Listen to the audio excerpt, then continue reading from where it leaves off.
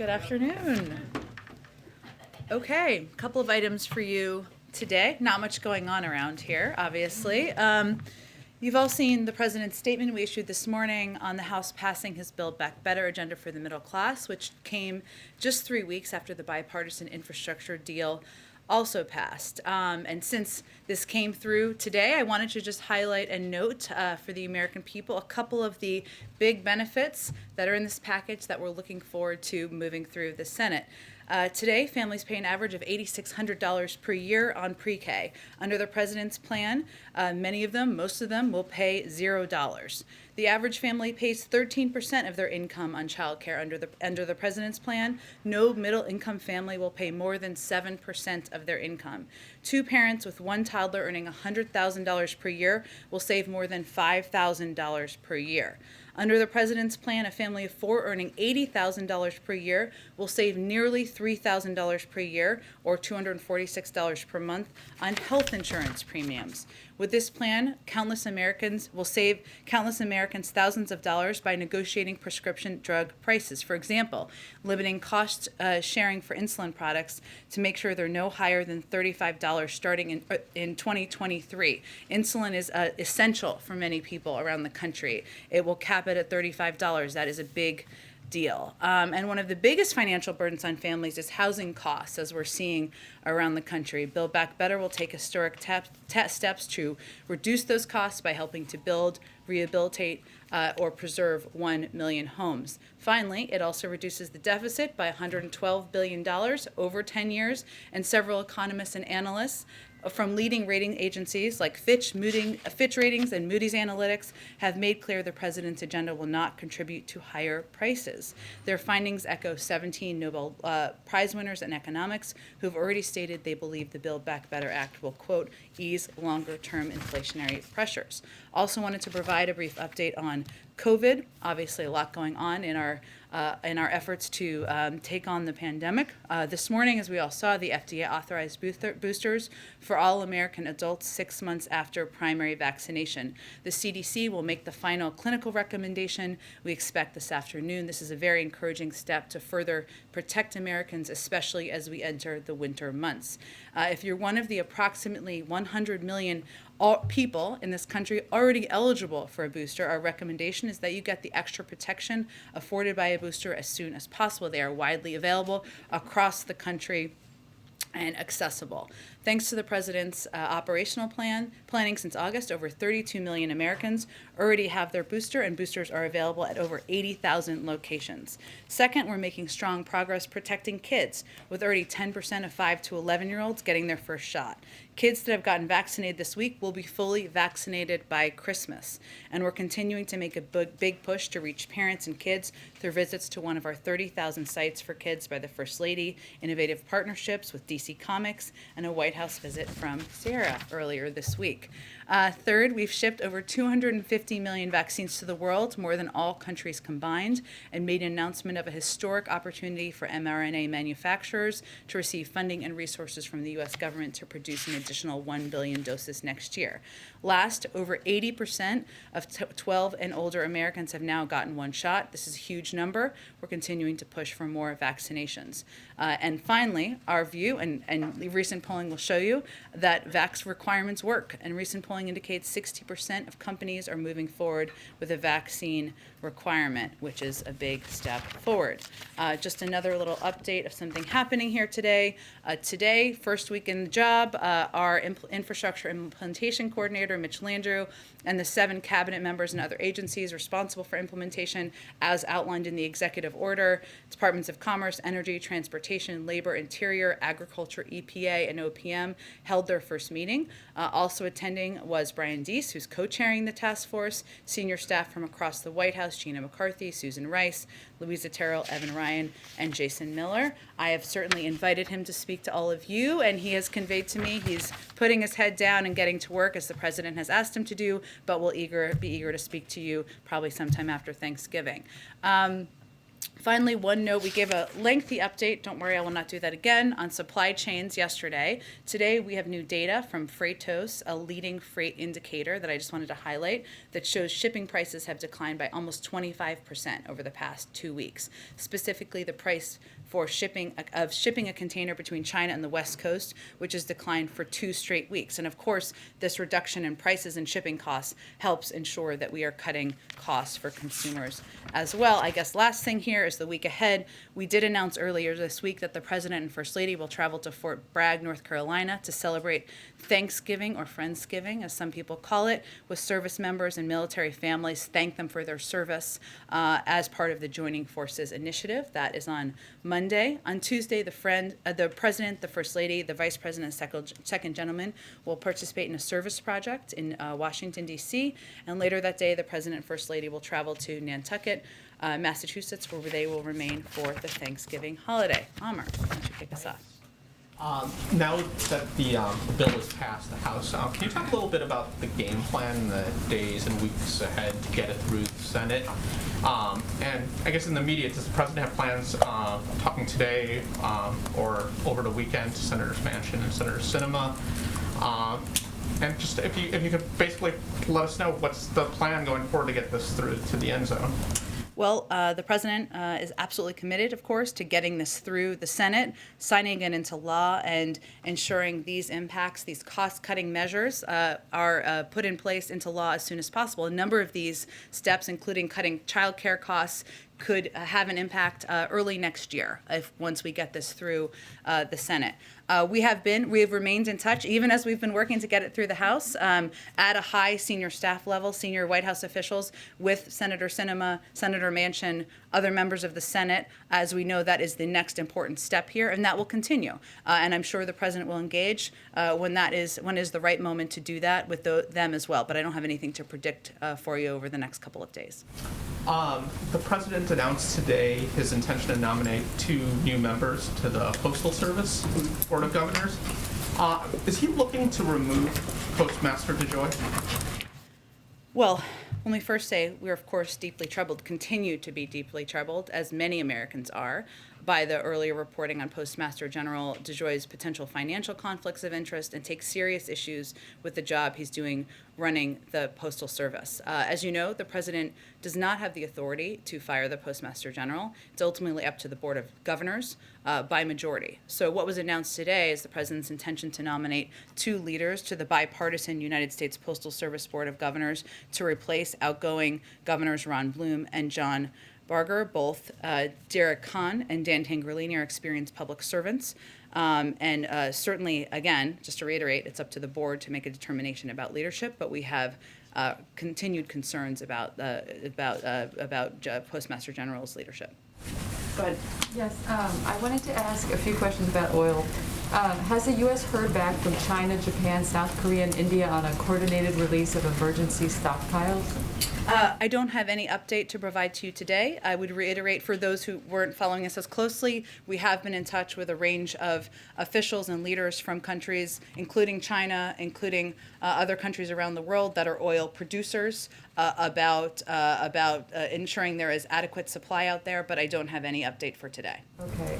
Is Biden considering using authority under a 2015 budget bill to declare an emergency and limit or stop exports of oil for up to a year? We have a range of options at our disposal, but I don't have any new ones to introduce to all of you today. Finally, I'm sorry, any message for OPEC ahead of its December 2nd meeting? Well, our message continues to be privately as well as publicly, of course. It's always good when it's consistent and important, that we want to ensure that the OPEC member countries and OPEC as an organization meets the demand needs that are out there with the adequate supply. That is something we've pressed them on in the past. And I don't have any new conversations privately to convey, but I'll see if there's more we can report to all of you about the meeting. Go ahead. We know that the President was at Walter Reed earlier today. Can you provide an update on how the physical went and the colonoscopy as well, and what information will you be releasing? coming soon? We will have a comprehensive written summary that will be released to all of you later today as soon as it's finalized. I'm not going to get ahead of that. It's, of course, done by medical experts, which is as is appropriate, but we will release that out to all of you later this afternoon. As I noted in a tweet, I hate to reference that, but here we are. Earlier this morning, the president had a conversation with Vice President Harris, as well as Chief of Staff Ron Klain at around 11:35 this morning. He was in good spirits. He resumed his duties as president at that point in time. There was also two sets of letters that we released publicly. One was at 10:10 a.m., the other was at 11:35 a.m. About the transfer of power under the 25th Amendment and the resumption of power. But that's a reflection of how he is and how he is feeling. If I could, the vaccine mandate for the civilian federal workforce is set to take effect on Monday. Can you provide us an update on what the implementation is going to be like? And are there any concerns about possibly having staffing shortages because of that? There are not. Let me give you just an update on this overall, again, for people who haven't been paying us close attention. So November 22nd is the deadline, not 12:01 a.m. that morning, but by the end of the day. But we don't see it as a cliff. We'll be providing more guidance in days to come. We are the largest employer in the country, so it is the U.S. government, that is, of course. So it's going to take some time to collect the data, even as it comes in that day. And once we have gone through the data and have that, we will share that with all of you publicly. But especially as we know, what we have seen is there's a surge in attestations and vaccination as we get closer to the deadline, which is certainly encouraging, but we want to have the final data Monday through the day before we release that publicly. It's going to take a little bit of time to process. But no, we do not anticipate facing any governmental operational disruptions due to this requirement. And in fact, the requirement will avoid disruptions in our view in our labor force because vaccinations help avoid COVID. And how will the boosters for Moderna and Pfizer, which are pretty close to being approved, how will that factor into these vaccine requirements for the federal workers? Well, we abide by the CDC guidance, which we follow it and will continue to, which is 2 shots of an mRNA vaccine or 1 J&J shot. That has not changed, so we're not going to get ahead of any changes they could make in the future. Good. Thanks, Jen. A couple of questions on the Build Back Better plan and also how things went last night in the House. Does the White House have any response to Representative McCarthy's 8-hour speech last night that delayed the vote? Well, Kevin McCarthy said a lot of words, I just want to emphasize that, over the course of 8.5 hours. For those of you who didn't watch all of it, he shared his wish that he could have been in Tiananmen Square. He mused about whether or not Abraham Lincoln was actually assassinated. He shared his hope or his thought or dream, I'm not sure, about picturing America in a swim meet after World War II against every other country. But in 8.5 hours, what he did not talk about was cutting the cost of childcare, cutting the cost of elder care, what we were going to do around the country to bring more women into the workforce, to protect our climate, and that for generations to come. That, in our view, tells you all you need to know about Kevin McCarthy's agenda and what he supports. Okay. And Senator Manchin, on the topic of Senator Manchin, he says he's still not decided on this bill. Is there anything that the White House is doing to get him to come around on the bill? I know you mentioned this a few moments ago, but is there anything specific that you guys are doing to kind of convince him? Well, we've been in close touch, as you all know, with Senator Manchin for several months now. That will continue. That can include answering questions he may have, hearing concerns he may have.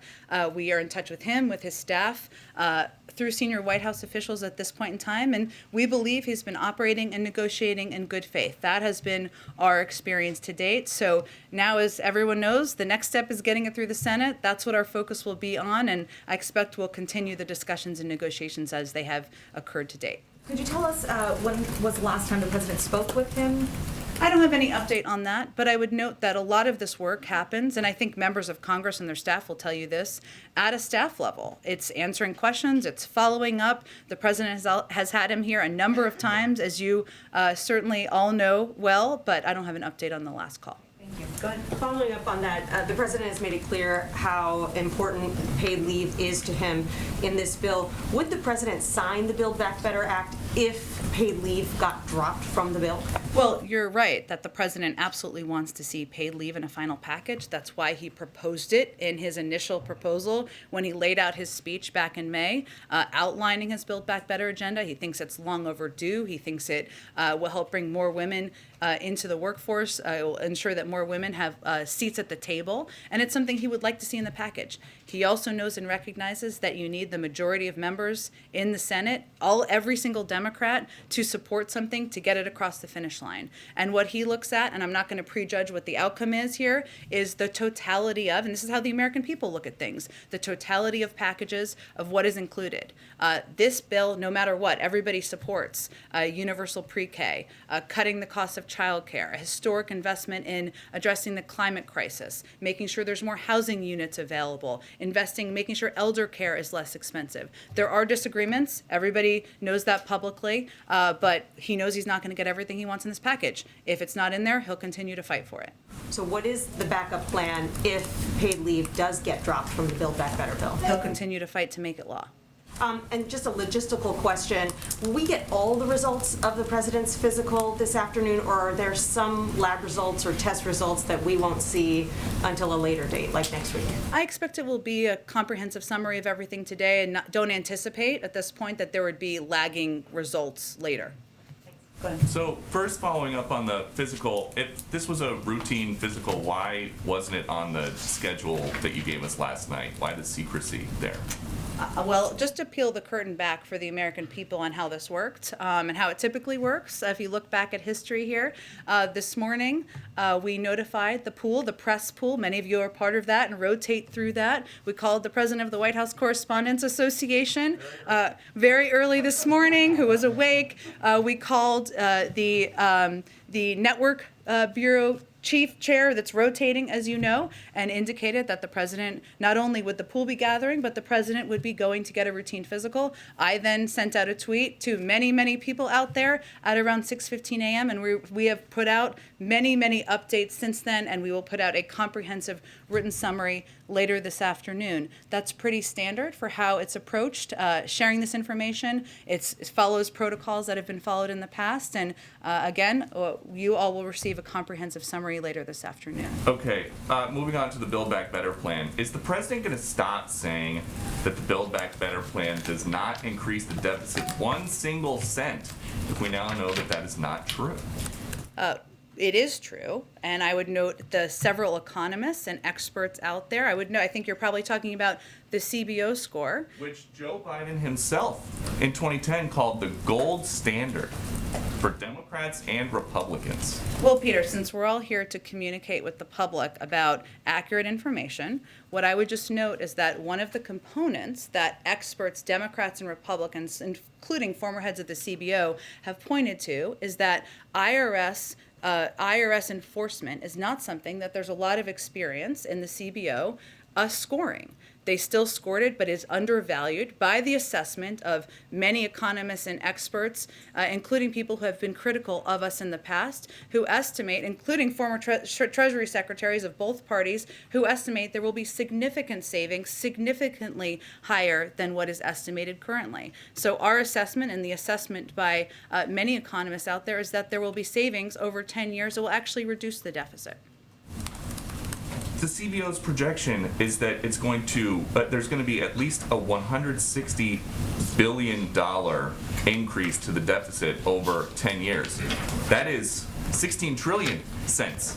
So the president was not telling the truth. Well, Peter, just to go back to the content facts here. So the IRS enforcement component, something recommended by former Secretary Hank Paulson, former Secretary Larry Summers, Democrats and Republicans of both parties who feel there could be significant savings over the course of time. I'm just going to note something that for Trump-appointed IRS Commissioner Charles Rettig said. The administration estimates $400 billion in additional revenue can be generated over the next decade from enforcement efforts focused on higher-end incomes, shrinking the tax gap. This figure is no surprise. Republican former Treasury Secretary Hank Paulson co-wrote an op-ed with other former Treasury Secretary saying that there could be considerably more revenue than we projected from the White House from this. So again, this is an area where experts, economic experts, neither of us are one, I think we can confirm that, have confirmed that there are significant savings that will come from this. That is why moderate members of the House, I think they would tell you, and many of them have spoken to this, including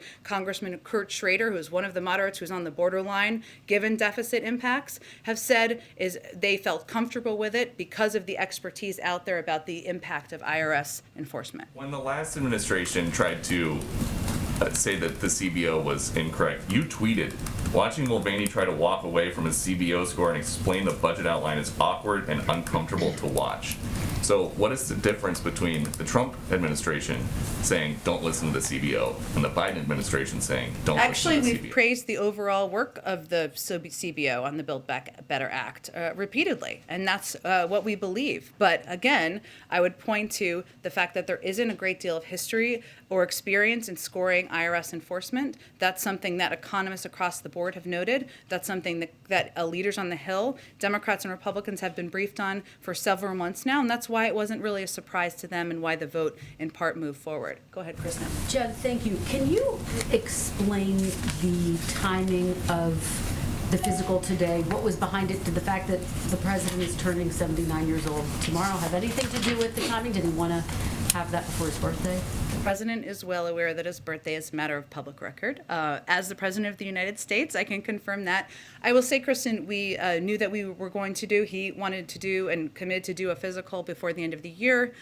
So this is obviously meets that timeline. And obviously we work through scheduling availability and requirements in order to do that, because any president is typically at Walter Reed for a couple of hours. Not to harp on this point, but, I think there was an expectation there would be a press conference tomorrow. He obviously had a very... Tomorrow? Sorry, yesterday. Oh. He obviously, it's a late night for all of us here in Yeah, Washington. it's okay. He obviously had a very full day yesterday. Was there any last-minuteness to the decision of his going in today? I'm sorry, I don't really For the understand your physical. question. To do it or not? To do the physical.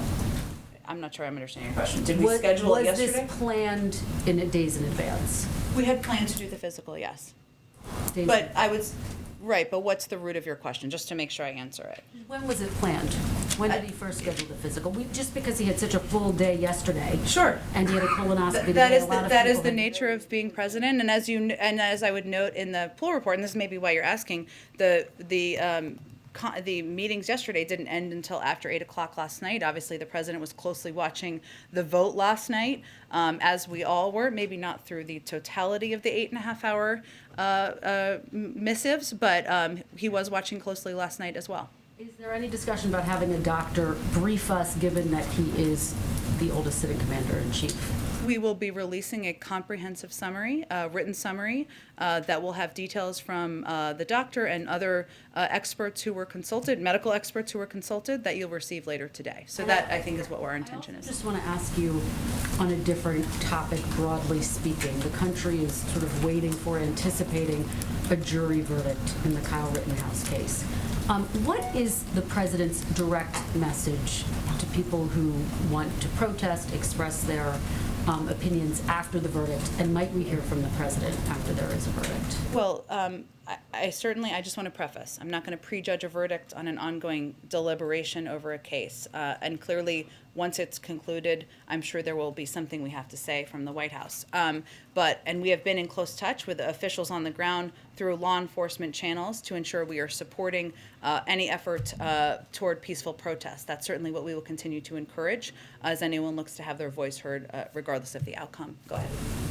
There was one conspicuous thing missing from the week ahead that Bloomberg is particularly interested in, which is the Fed chair. What's of course. the president's favorite Thanksgiving meal? No. Okay. Yeah. Is it accurate to say that it'll happen on Monday or Tuesday, since that's the time that the president's going to be in? The president intends to make a decision, and I expect we'll have more to share in advance of his departure. So by process of elimination, expect there'll be more to report early next week. Okay. Government funding runs out December 3rd. I'm wondering if the White House right now is looking for a CR to get, towards New Year's, or if you'd like a longer government funding. It's a great question. Just given the pure volume of legislative work this week, I have not had a conversation with the legislative team about this. Obviously, we would typically work closely with leadership on determining what that might look like. Let me see if there's more we can report on that to you. And then yesterday you got a bunch of questions about the EV tax credit and Build Back Better. The Canadians are obviously upset about it. It would make sense that because Senator Manchin has said that he doesn't support it, that the president's message to the prime minister is that it's probably going to drop out of the final version of the bill. Is that sort of an accurate representation of what their conversation was, or how would you characterize what his message for the Canadians was yesterday? I think his message was exactly what I conveyed publicly, which is that there's a long history of using tax credits here to incentivize choices. That's true. They'll lower the cost here of electric vehicles by $12,500 for a middle-class family. That's something we want to incentivize in the United States, and we feel it's an industry that will help move towards a more clean energy future, something that will help address the climate crisis that we share an interest with the Canadians. Certainly, as the Canadian leaders read out, this was an issue they raised. I'll leave that to them to characterize further, and the president said, of course, we're happy to continue having a conversation. However, this is something the president is deeply committed to because he believes good paying union jobs that will help us move toward a clean energy industry, help us support clean energy industries is in our economic and national security and national interests. Sorry, one last one to just on the conversation you had with Peter. The CBO estimated that the tax enforcement would bring in a little over $200 billion. You guys are obviously saying $400 billion. I'm wondering if you can, I don't think they're just throwing darts. I also take the point that you guys think that they're not experienced at sort of figuring out how much this enforcement will bring in. But twice as much is a big discrepancy. And so I'm wondering why you disagreed so dramatically with the CBO on that. Well, I wouldn't characterize it exactly in those terms. I would again point to, and just another person I haven't introduced here, but Doug Elmendorf, who you all are familiar with, who directed the CBO from 2009 to 2015, said estimating the returns on additional IRS enforcement was challenging because large funding infusions to the agency had little precedent, and it was difficult to quantify the indirect effects of more auditors. So I would note that we also technically, I guess, have disagreements with economic experts who are projecting it would have even larger savings. I mean, not bad disagreements, but our projections are not exactly the same as Larry Summers, who said that the proposal could result in almost $800 billion in revenue, and has a Washington Post op-ed about it where he talks about that, and others who have projected it would have even larger savings. So I think it's just an indication of the difficulty, but what we're pointing to and what we think is an important indication for the American people and for many members of Congress who are concerned, as the president is, about deficit reduction, and this bill will save money in the deficit over the course of 10 years, is that this is something where it will have that impact. It has a larger impact that even we are projecting. And that's what we felt was important to point to. Go ahead. In an effort to flesh out the historical record of the day, is there anything you can tell us about the 85 minutes that Kamala Harris served as acting president? I will leave that to the vice president and her team to characterize. I would note that, and you didn't ask me exactly this, but I know other people have been talking about this, and as a woman myself, I will note that, the president, when he selected her to be his running mate, obviously he knew he was making history that was long overdue in our view, and part of that was selecting someone who could serve by your side as your partner, but also step in if there was a reason to, and that includes the application of the 25th Amendment, as was done this morning. We also know we make history every time they're working together, every time she's out there speaking on behalf of the government as the Vice President of the United States. But certainly today was another chapter in that history, I think, that will be noted for many women, young girls across the country. You have disclosed that the president received a colonoscopy today. Are you in a position right now to talk about any other procedures or tests he might be undergoing as we speak? We will disclose all of that, but I'm going to leave it to the medical experts to do that, and they will do that later this afternoon in a written summary. Go ahead. Thanks, Jen. In his statement yesterday, when he talked about the U.S. purchasing Pfizer's COVID-19 pill, the president mentioned that he wanted to make that pill free for the public. Can you lay out just sort of how that would work, ensuring that pill might be free? Well, as you know, vaccines around the country are largely free, so there is a precedent for that, across the country, and something he wants to ensure it's available and accessible to people to protect them from COVID. And I think this falls into our expansive effort to fight the pandemic, get it under control, and get on the other side of it. So in terms of how it would work, like with contracts or... Yeah, does it require negotiations with insurance companies or pharmacies? It's a great question. Let me talk to our COVID team and see what else it would require. And then on Ethiopia, the situation there seems to continue to be deteriorating. What advice does the White House have for Americans that are still in the country, especially given that the FAA sort of warned there could be inadvertent risks to commercial flights in the area? Well, as things have deteriorated there, we have taken strong measures to encourage Americans to leave Ethiopia as soon as possible, while they can do so safely via commercial travel, which is still ongoing, because things can change in an instant and flight options could disappear. And the State Department goes to great lengths to assist U.S. citizens in crisis. We want to ensure Americans who may be in Ethiopia should not expect the United States will be able to facilitate a military evacuation in a dangerous environment. There are no plans, and people should understand this who are on the ground, to fly the U.S. military into Ethiopia to facilitate evacuation. So the State Department is using every measure they have to communicate directly and broadly with Americans there about the fact that it is time to depart. And just really quick, you were asked yesterday about the Chinese tennis star Peng Shuai, and you didn't have anything to say then. I wonder if you have any sort of update from the White House and whether the U.S. or the president is following that. Yeah. We are deeply concerned by reports that Peng Shuai appears to be missing after accusing a former PRC senior official of sexual assault. We join in the calls for PRC authorities to provide independent and verifiable proof of her whereabouts and that she is safe. I can't speak, of course, I know you're not asking this, but to the details of the case or any more details of where she might be, obviously. But I want to be clear where the United States stands, generally speaking. First, any report of sexual assault should be investigated, and we support a woman's ability to speak out and seek accountability, whether here or around the world. Second, we'll continue to stand up for the freedom of speech, and we know the PRC has zero tolerance for criticism and a record of silencing those that speak out, and we continue to condemn those practices. Go ahead.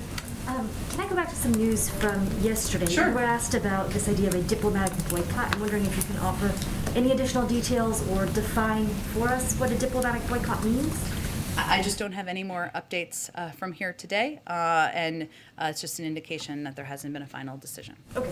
And then also at the outset, you mentioned today that the infrastructure czar and 7 cabinet secretaries were meeting. Can you provide any additional details about what they were discussing, sort of what their priorities are, any additional info on that meeting? Well, I can tell you that going back to last Friday when the cabinet, when the president had a meeting with his cabinet, the focus of that was on infrastructure implementation. And he basically went around to each cabinet member who had purview or were just going to oversee a key part of the implementation to get an update from them on what their approach would be. Some departments, as you know, will be creating entirely new programs. Some will have a level of funding, including the Department of Transportation. Some will have a level of funding like the Department of Commerce they've never had for some of these programs before. So it was different project to project. So what I would anticipate is that that our implementation coordinator will receive an update on the work that is happening by each of these members, and that these will be regular meetings that will continue to ensure that there is implementation that is effective and efficient, and that we are reducing waste, fraud, and abuse. Okay. Can I ask you one quick question? Sorry, last one on the turkeys, if you don't mind. Those turkeys. Yes. Can you confirm where they are going after they will be targeted? I had heard Purdue University. Oh, wow. There's a lot. This is an important question. We will get you that after the briefing. I can confirm that part of it is staying in a hotel, which my daughter did not believe me, but that is accurate. They stay in advance, the turkeys do, in a hotel, but we will get you the details. I think there have been details put out by I'm not sure if it's the Turkey Bureau, but we will get you all of the details after the briefing. Are any humans going to be pardoned by President Biden? There are people who are serving life in prison for marijuana who want him to honor his commitment to release everyone in prison for pot. Are people going to get pardoned as well by President Biden? I will just reiterate that the president is, of course, I have nothing new to update you on, but the president is, of course, will look to the use of his clemency powers. He's talked about his approach or his view on nonviolent drug offenders, but I don't have anything to update you on that today. Go ahead. Jen, in the wake of the president's physical and on the topic of his health, a new Politico Morning Consult poll found that 50% of voters surveyed do not agree with the statement that President Biden is in good health, and that voters are almost evenly split on the question of if he's in good mental health. I understand that the president disagrees with this assessment, the White House disagrees with this assessment, but I'm curious, where do you think these voters' concerns are coming from? I can't speak to the assessments of voters. There are certainly quite a bit of conspiracy theory pushing out there on a range of social media platforms and even through the mouths of elected officials. So that could certainly be a root cause, as you know. But I would say that we are not only following past precedent of what has been done. If you look back, and I know this was noted in the statement we put out this morning, of the times where there was a transfer of power under the Bush administration, we're looking at past precedent there and making sure we're following that, but also going beyond in many cases. And the comprehensive summary that we put out this afternoon will have certainly an overview of the president's routine physical and their assessments, and that is something we will make widely available. More on Build Back Better. How confident is the president that he will be able to keep all 50 senators on board with minimal changes? And on the topic of changes, is there, I know you wouldn't sort of engage on paid family leave, but is there any red line for him of something that absolutely has to stay in the bill? Well, the president would have loved to have seen his entire original proposal passed, but he also knows from having served 36 years in the Senate, that's not how it goes. He's somebody who governs from the position of compromise, not being a dirty word.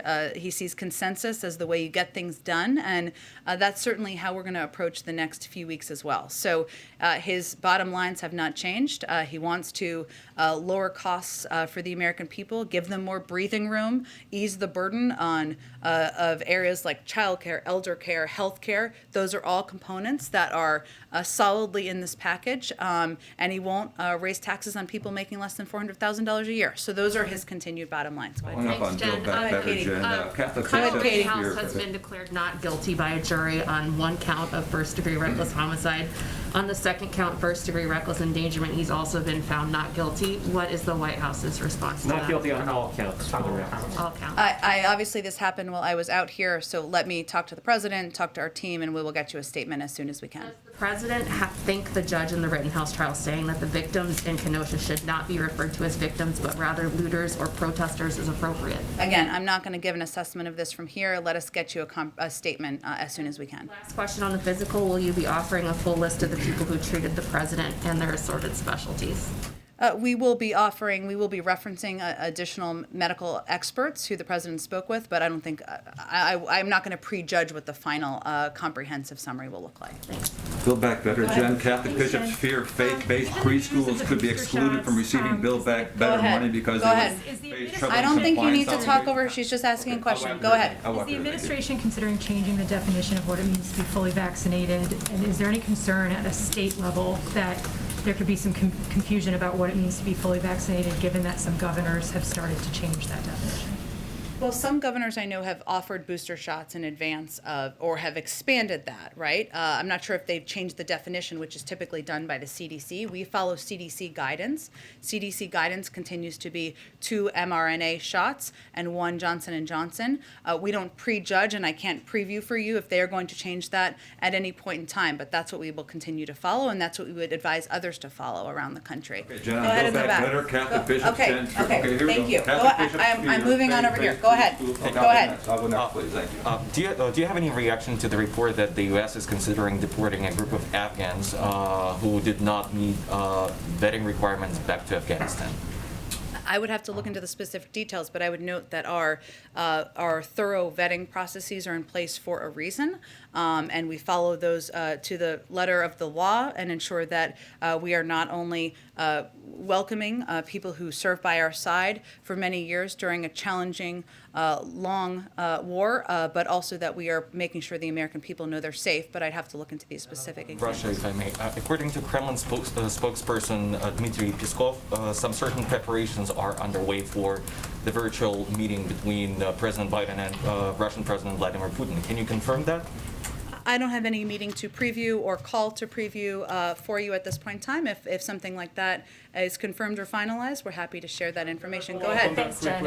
Ahead of Thanksgiving, I wanted to ask you about hunger in the country, and specifically hunger among military families. We've seen some of these recent reports that as many as 15% of enlisted military families were dealing with food insecurity even before the pandemic. Secretary Austin, as you know, talked about this as an issue just this week. I know that Chairman McGovern has been pushing the White House to hold a summit on hunger.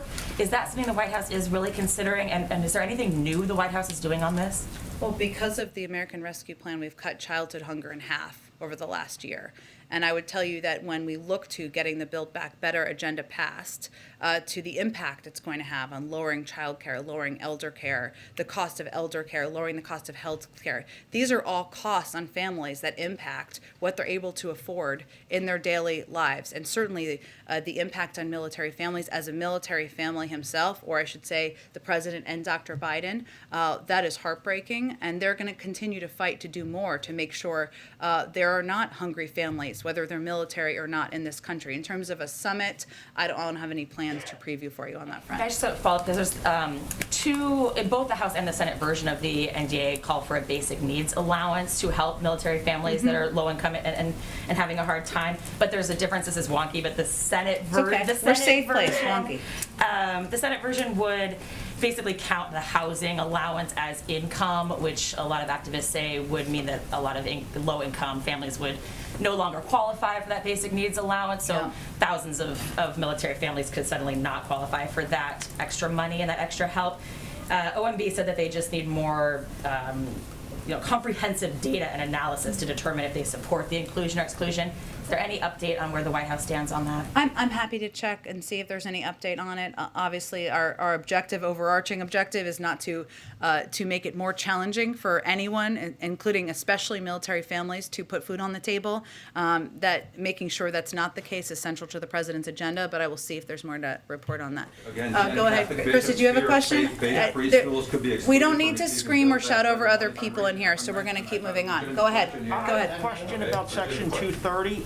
Yesterday, the Justice Department announced that they were going to defend Section 230 in a lawsuit filed by the former president. But has a candidate, President Biden, repeatedly called for the repeal of Section 230. So does the Justice Department's actions yesterday represent a change in the President or the administration's attitude? He called for reforms of Section 230. That continues to be his position. Go ahead in the middle. Go ahead in the middle, Brett. Go ahead. Appreciate it. Does the White House have any reaction to Senator Rubio this morning calling the president's pick to leave the office of the comptroller of the currency a communist, or any of the criticism that she faced at her hearing yesterday? Well, I did see some of that commentary. I also enjoyed the pushback from Senator Elizabeth Warren, who maybe we should just point to as our response. But I would say the president nominated her to serve in this job because she is eminently qualified, and she's somebody who would represent the role and the United States effectively in the position, and certainly we're hopeful she's confirmed. Jen, go ahead. Yeah, Jen, thank you. I'm not an economist either, but I can divide by 10 years. And even if you take, would you be willing to go so far as to say that even if you take the lower CBO expectation of what the IRS would bring in the Build Back Better Act, that the deficits on an annual basis would be so low that it would be palatable to the American people and palatable to Senator Manchin in particular? Would you go that far to say? I don't want to speak for Senator Manchin or all of the American people. I can only speak for the president and the White House. But what I think it's important for the American people to understand, and certainly Senator Manchin too, is what I've noted a little bit already to date. The former head of the CBO conveyed how difficult it is to score IRS enforcement. We have former Treasury secretaries who don't always agree with us. Former Secretary Paulson, former Secretary Larry Summers, conveying that there could be much greater savings. So what I'm conveying to you is that our calculations and assessments, and those of outside economists, are that it will actually be, this bill will actually reduce the deficit, and it will also lower costs and reduce inflationary pressures. I'll follow up there for a second. $17 billion, whatever, a year, is a drop in the bucket compared to the natural deficits the country is actually running up right now.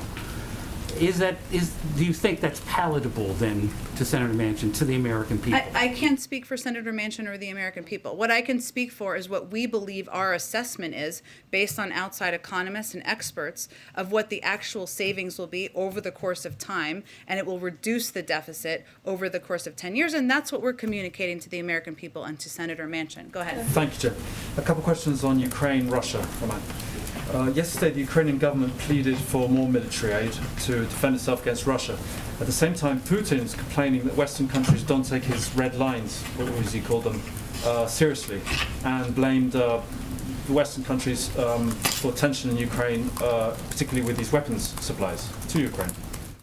So, given those two conflicting things, what is the president's, what's the way forward for him? Does he go with Putin's red lines, or does he go with the United States wants to help Ukraine defend itself, as it says? Well, we go with what is in the interests of the United States and what is in our own national security interests. The Putin's speech was, I think, what we're referring to here, touched on a range of topics, including U.S.-Russian relations and the need to maintain dialogue to address many disagreements. We agree. That's a part of an important discussion, even as I don't have anything to preview about what that will look like or what's next. We welcomed President Putin's statement about resolving the Donbass conflict peacefully using the Minsk agreements. We support re-energized efforts to reach a settlement under the Minsk framework and call for immediate steps to restore the July 2020 ceasefire. We also continue to have serious concerns about Russian military activities and harsh rhetoric toward Ukraine and call on Moscow to de-escalate tensions. We have had extensive interactions with our European allies and partners in recent weeks, including with Ukraine, and we've discussed our concerns about Russian military activities and harsh rhetoric toward Ukraine with the Russians over the course of time as well. So I wouldn't say we're reacting to any component of President Putin's speech. We are going to continue to proceed and welcome steps or comments where we feel they are encouraging or positive, and convey concern where we see action or rhetoric that is not in line with what we feel should be happening. How about Ukraine's request for they're saying we need more weapons? It's pretty clear, their message. I don't have anything to preview or predict for you in terms of additional assistance. We have provided, as you know, a range of assistance, military and non-military assistance to Ukraine, and strong supporters of Ukraine over the course of time. A little follow-up on Ukraine. Well, I'm just going to keep going around. Chris, go ahead. So it's been several months since people were hopeful that the pandemic was ending, that the mask wearing guidance went away. Now numbers are ticking back up. We're going into a second winter that could be deadly, and we're still having more than 1,000 deaths a day. What is the White House's message to the American people who are frustrated with this turn of events and now potentially need to get a third shot and continue to get shots into the future to protect themselves from the virus? Well, first we would say we understand we're tired and exhausted by the pandemic as well, and what we can do is encourage action. We're encouraging every eligible American to get the extra protection a booster offers. They're readily available across the country. It doesn't take a lot of time. It should be easy for people to do, and that is what our focus is on. We're encouraging all parents of children who are eligible for the vaccine to get vaccinated. We've already seen 10% of 5 to 11-year-olds vaccinated. Getting kids protected is a key part of moving forward in fighting the pandemic.